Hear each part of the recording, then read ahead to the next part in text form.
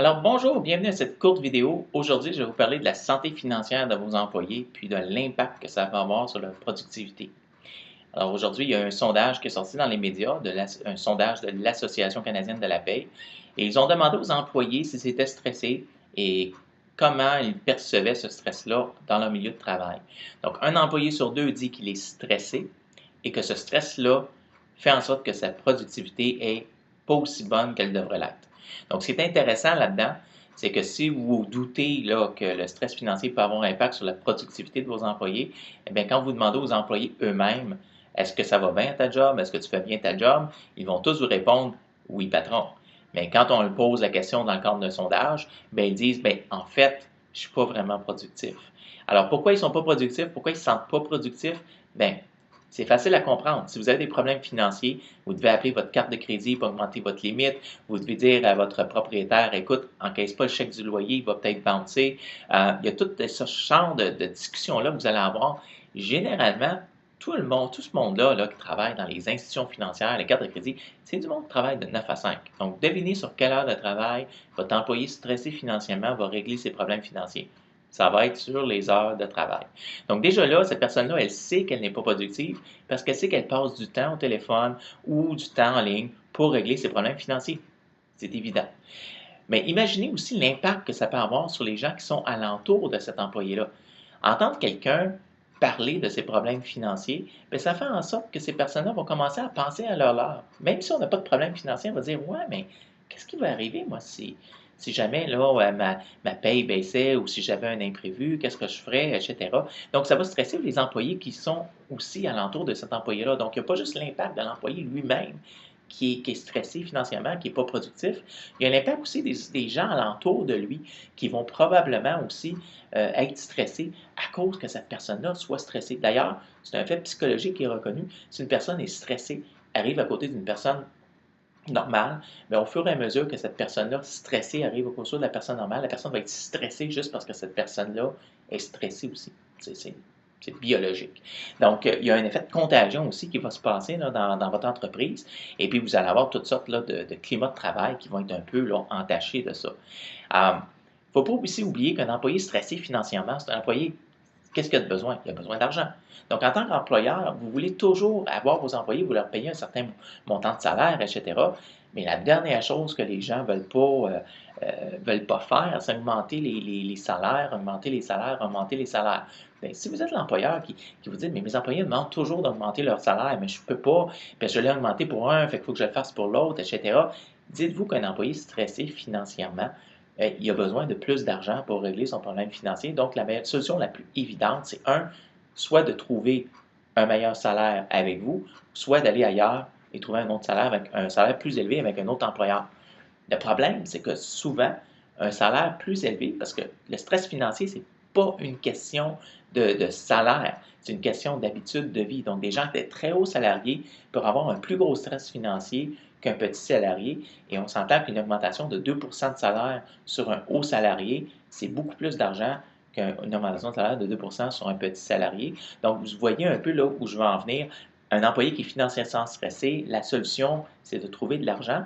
Malheureusement, si le problème, c'est les habitudes de vie, par exemple surconsommation, bien là, ça ne réglera pas le problème. Ça va juste mettre un plaster sur le bobo jusqu'à la prochaine augmentation de salaire. Donc, vous allez avoir des employés qui vont constamment vous demander des augmentations de salaire ou quitter l'entreprise pour trouver un salaire plus élevé ailleurs. Donc, si vous avez des hauts taux de roulement, des gens qui demandent des augmentations de salaire à répétition, c'est peut-être un symptôme que vous avez dans votre entreprise. Pas que votre salaire est inadéquat, mais peut-être que vous avez des personnes qui ont des problèmes financiers.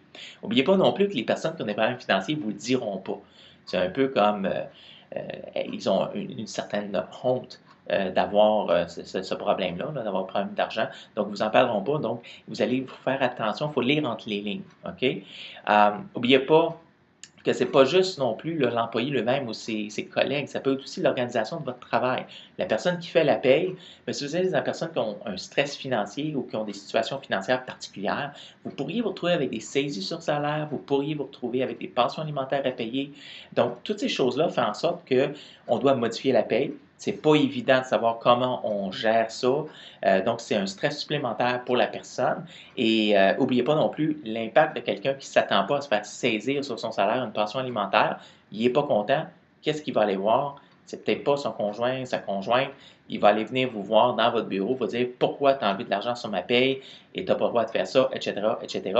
Situation qui souvent dégénère dans une situation qui est plutôt désagréable pour tout le monde. Donc, n'oubliez pas qu'un stress financier, ça peut aussi affecter les gens de bureau qui travaillent avec cet employé-là. Il y a également la fraude. OK, une personne qui est stressée financièrement, on sait, la fraude, on le sait parce que tout le monde dit c'est pas correct de voler. OK? Fait il n'y a personne qui se lève le matin et dit je vais être un fraudeur. Mais il y a beaucoup de personnes qui se lèvent le matin et qui se rendent compte que, oh boy, si je ne paye pas ça à temps, je vais perdre telle affaire. Et là, tout d'un coup, ils disent, mais moi, je ne mérite pas ça. Mais de toute façon, je vais leur payer plus tard. Et donc, souvent, la fraude, quand elle arrive dans une entreprise, c'est quelqu'un qui était pris à la gorge de quelque chose. Il fallait qu'il trouve une solution. Puis, il avait l'intention. Il s'est dit, je vais juste emprunter l'argent de l'entreprise, puis je vais leur donner. Donc, souvent, vous avez beaucoup de fraudes qui s'expliquent par le fait qu'un employé était stressé financièrement, qu'il avait des problèmes financiers, et puis qu'il a essayé de régler son problème en faisant quelque chose d'encore plus grave. Il pourrait faire une protection. Donc, vous avez donc, en tant qu'employeur, vous intéressez à la santé financière de vos employés. Ça aussi, ça peut être très intéressant parce que ça peut peut-être éliminer des risques de fraude, peut-être des risques à la sécurité de votre entreprise. Quelqu'un qui a des problèmes financiers, des problèmes de jeu compulsifs, et donc qui doit de l'argent à beaucoup de personnes, et qui se fait offrir, par exemple, par un de vos compétiteurs, une somme d'argent importante pour votre liste de clients, bien, la pression est là. Donc, et c'est pas que cette personne-là, elle sait qu'elle ne savait pas que c'était pas correct de le faire, mais cette personne-là, elle a une pression, un problème financier important sur ses épaules. Et vous, en tant qu'employeur, bien, si vous vous intéressiez à la santé financière de vos employés, bien, vous pourriez éliminer ce risque-là aussi dans votre entreprise. C'est un risque qui ne fait pas juste toucher l'entreprise, ça peut aussi toucher votre régime d'avantages sociaux. Il y a beaucoup de fraude qui se fait dans les régimes de santé mieux-être.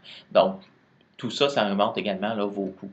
Donc, c'est un peu, grosso modo, un topo assez rapide sur pourquoi, en tant qu'employeur, vous devriez vous intéresser à la santé financière de vos employés. Si vous avez des commentaires, des questions, laissez-les en bas.